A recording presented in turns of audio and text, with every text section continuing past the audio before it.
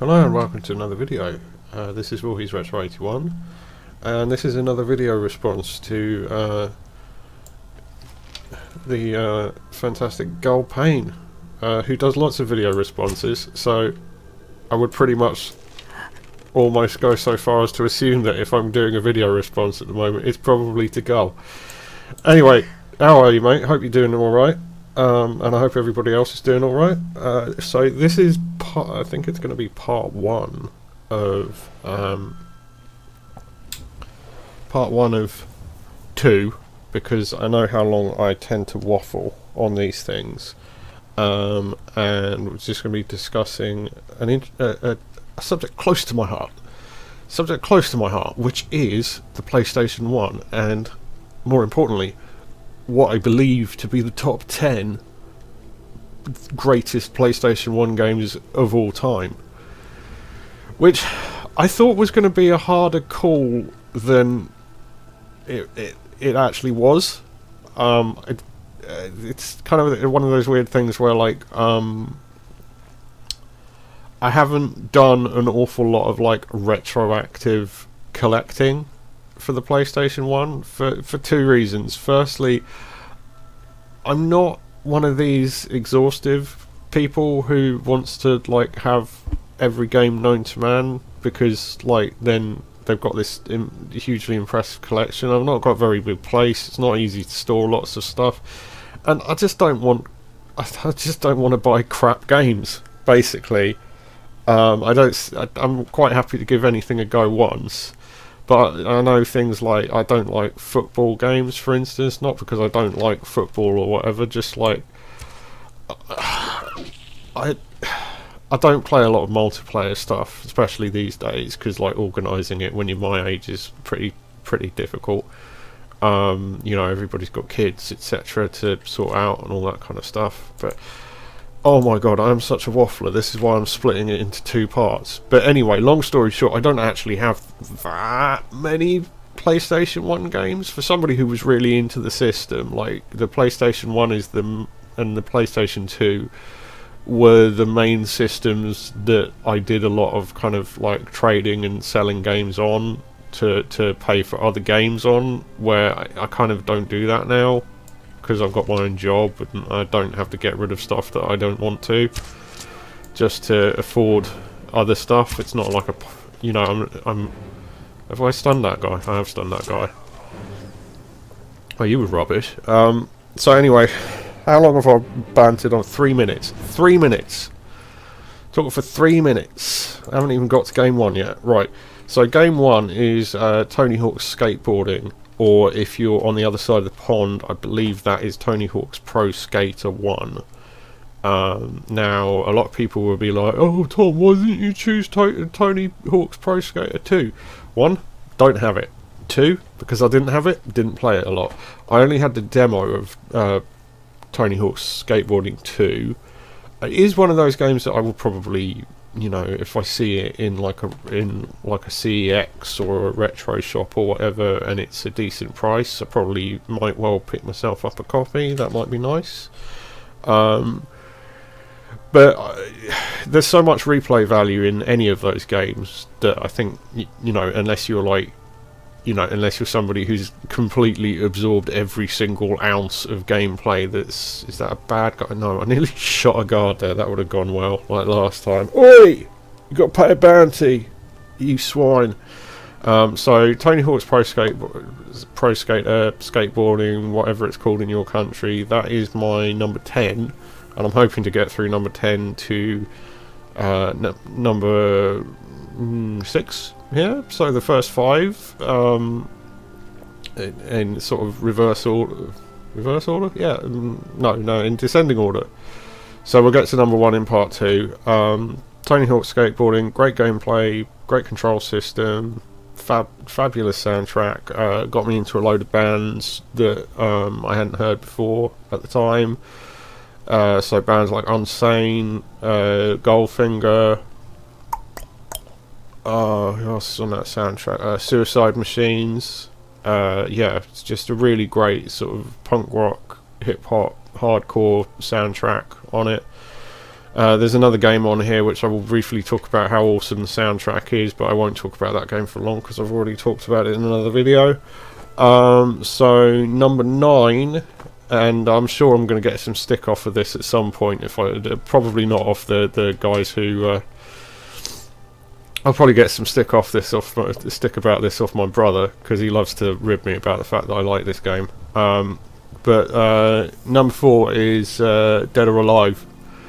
And I debated about which 3D fighter I was going to put on here because I played so many 3D fighters on the PlayStation. Like fighting games and racers were my jam on the PlayStation. Those were like my go-to genres, along with like survival horror as well, like the classic survival horror on the PlayStation. God, I'm going for 5 minutes. I can't shut up. It's a problem.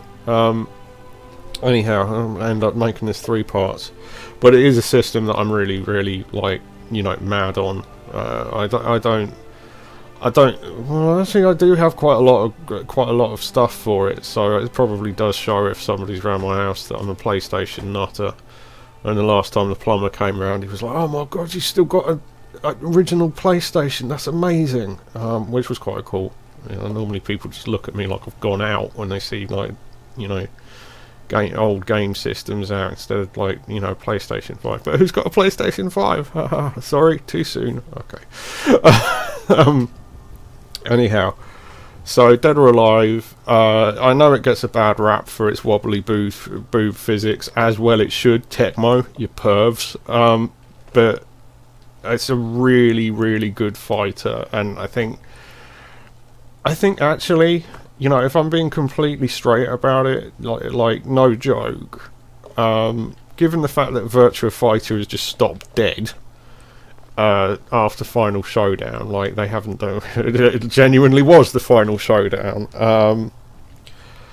Dead or Alive is like the one 3D fighting game that I'm still playing, that still has good local multiplayer. It still has good single player. Like Tecmo, I know there's all that horrible bikini basketball nonsense, and I do agree that that's absolutely stupid, and I wish they hadn't I wish they'd just left it at people's boobs move, and just got on with that, because the thing is, these days, I mean, people give it stick for it's got boob physics. Uncharted has boob physics. Get over yourselves. These days, but at the time it was like a thing, and I completely get that people don't like that.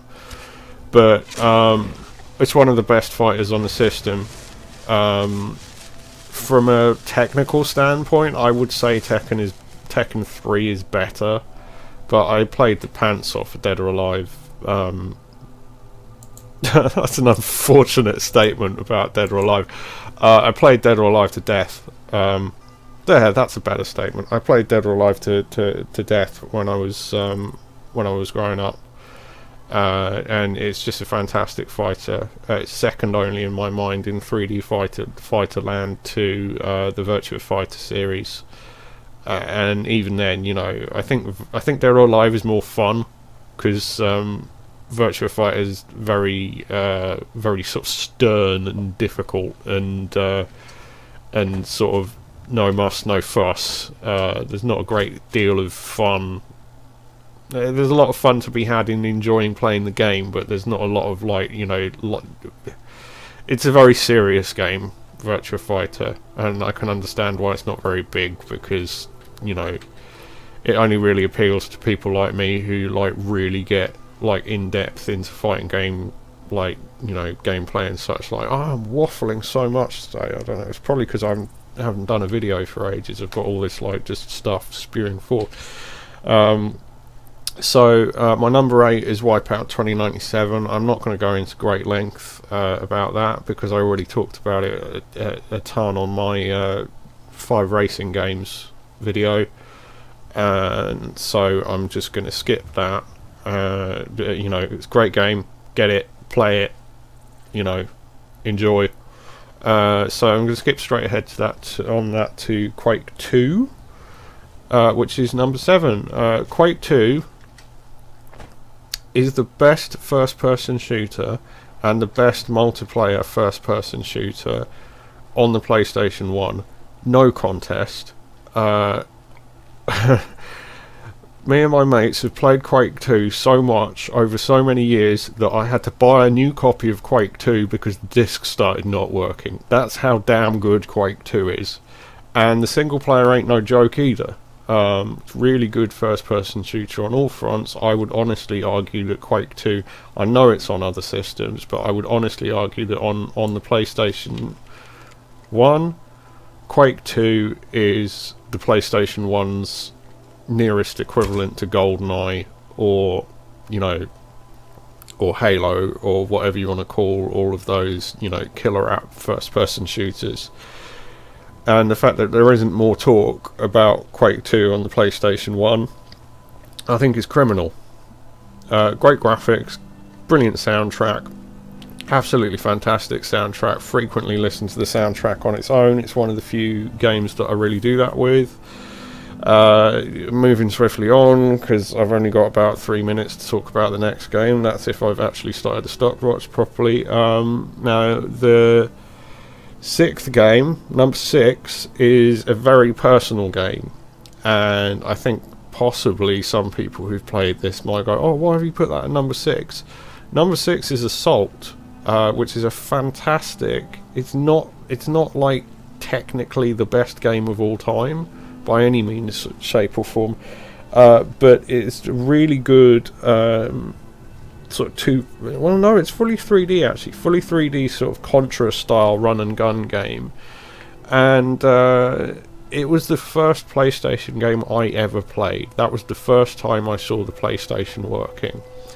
I had that, and I had Resident Evil 2, and that was what I bought and played for about a month or so, other than games I'd borrowed off mates when I first had my PlayStation in the 90s, probably about 97 I think I got my PlayStation 1, and I loved Assault, and I love it still now. It's got some weird glitches which make it a bit of a technical nightmare sometimes, where there's a really frustrating glitch in it where sometimes when you die,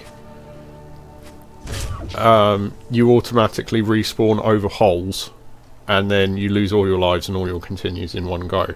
Now, that is frustrating, and I wish that it had been made from that point of view in a time of the video gaming hobby's life, where people actually fixed things like that and were able to because of the internet, but it wasn't, so we'll just have to live with that. And also, I don't feel like that's enough to go, oh, that shouldn't be in the top 10, because one, it's a sentimental, personal top 10 because it was the first game I ever played in 32-bit and it blew me away, but also it's got really solid gameplay. I mean, it's way better than any of the Contra games prior to Contra 4, I would say, on the DS. I would rather play it than the huge stinker that is Legacy of War, that I hope isn't anywhere near anybody's top 10s, unless it's a similarly sentimental game where, oh, I bought Contra with my PlayStation, and I know it's rubbish, but I really enjoy it because it was really sentimental for me, and it takes me back and gives me lots of nostalgia, which again, if it does it for you, that's absolutely fine, no judgment. So that's, yeah, kind of went a bit off topic. Oh, the other thing I was going to say about that, and the reason that I wouldn't use that glitch to not put it in the top 10, is because I find the same glitch happens with the Mega Drive Batman game, which I think we all have a lot of nostalgia for if you've got a Mega Drive, but yeah, you can just end up stuck in a wall dying over and over and over again until all your credits go on that. So I'm going to cut that there because I think that's probably 15 minutes. Thank you very much. Part 2 soon.